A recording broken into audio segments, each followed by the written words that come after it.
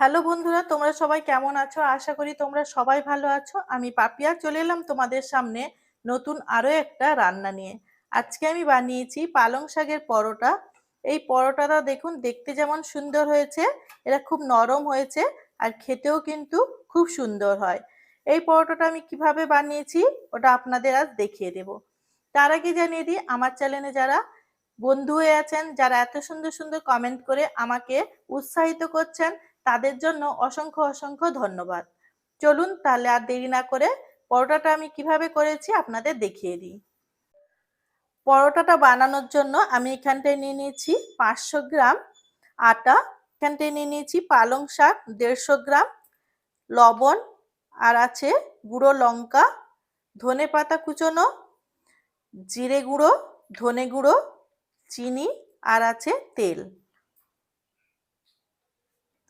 এখন আমি আটাটা বড় একটা থালার মধ্যে নিয়ে নিচ্ছি, মাখাতে সুবিধে হবে।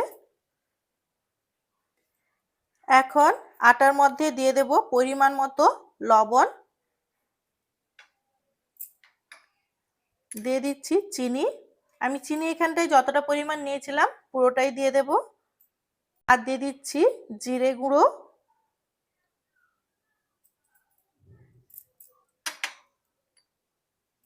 ধনে গুঁড়ো। এখন এই সব কিছু ভালোভাবে মিশিয়ে নেব।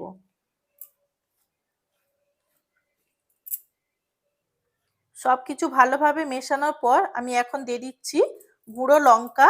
আপনারা চাইলে কিন্তু কাঁচা লঙ্কাও ব্যবহার করতে পারেন, বা লঙ্কাটা আপনাদের যেমন খুশি কম বেশি দিয়ে দেবেন। লঙ্কাটা মিশিয়ে নিয়েছি, এখন দিয়ে দিচ্ছি তেল। তেলটা দেওয়ার পর এখন ভালোভাবে একটা ময়ান তৈরি করে নেব।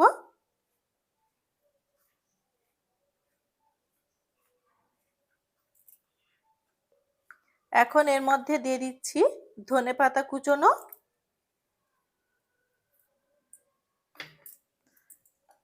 ধনেপাতাটা দেওয়ার পর এখন দিয়ে দিচ্ছি কুচোনো পালং শাক।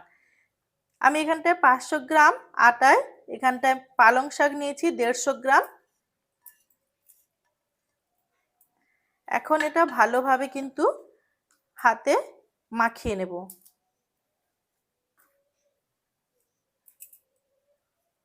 এইভাবে হাতের সাহায্যে আটা আর ধনেপাতা পালং শাক ভালো করে মিশিয়ে নিচ্ছি।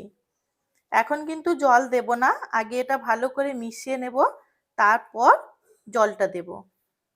দেখুন এখানটায় পালং শাকের সাথে আটাটা সুন্দরভাবে মিশিয়ে নিয়েছি। এখন অল্প পরিমাণ জল দিয়ে, অল্প অল্প করে জল দিয়ে আমি প্রথম আটাটা অল্প অল্প করে মিশিয়ে নেব। একসাথে কিন্তু পুরো জলটা দেব না, অল্প অল্প করে জল দিয়ে এটা মেশাতে থাকবো।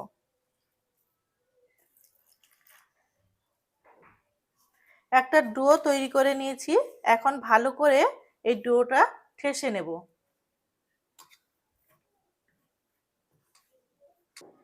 দেখুন এখানটায় একটা আটার ডো, বেশ শক্ত। এই শক্তভাবে কিন্তু এটা মাখিয়ে নিয়েছি। এটা মাখানোর সময় অবশ্যই একটু শক্তভাবে মাখাবেন, নাহলে কিন্তু শাকটা থেকে জল বেরিয়ে অনেকটাই নরম হয়ে যাবে। চলুন এখন পরোটার আকারে এটা তৈরি করে নিই। এখন এটা পরোটা বানানোর জন্য লেচি কেটে নেব। এইভাবে লেচিগুলো কেটে নিচ্ছি। এখানটায় লেচিগুলো এইভাবে তৈরি করে নিয়েছি, এখন এগুলো বেলে নেব। এখন এগুলো পরোটার আকারে বেলে নেব। এখন এর মধ্যে দিয়ে দিচ্ছি আটা। আটা দিয়ে আমি এখানটায় বেলবো।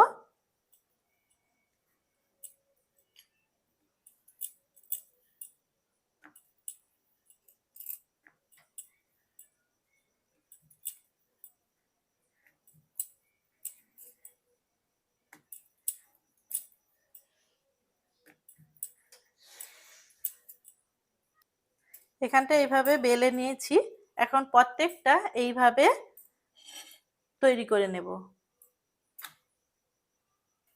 আরো একটা আপনাদের দেখিয়ে দিচ্ছি।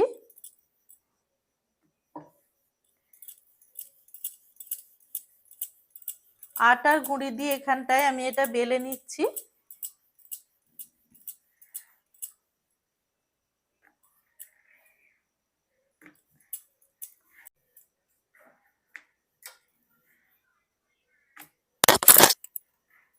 এইভাবে বেলে নিচ্ছি, প্রত্যেকটা কিন্তু এইভাবে বেলে নেব। এখন পরোটাগুলো ভেজে নেব। আর গ্যাসের মধ্যে বসিয়ে দিয়েছি একটা তাওয়া। তাওয়াটা গরম হয়ে গেছে। এখন পরোটা যেটা বেলে নিয়েছিলাম ওটা দিয়ে দিলাম। এখন এটা উল্টে দেব। এইভাবে একটা একটা করে পরোটা কিন্তু এখানটায় আমি ভাজবো। পরোটার দুদিকটা ভাজা হয়ে গেছে। এখন উপর থেকে দিয়ে দিচ্ছি ঘি। আপনারা কিন্তু সাদা তেল দিয়েও ভাজতে পারেন।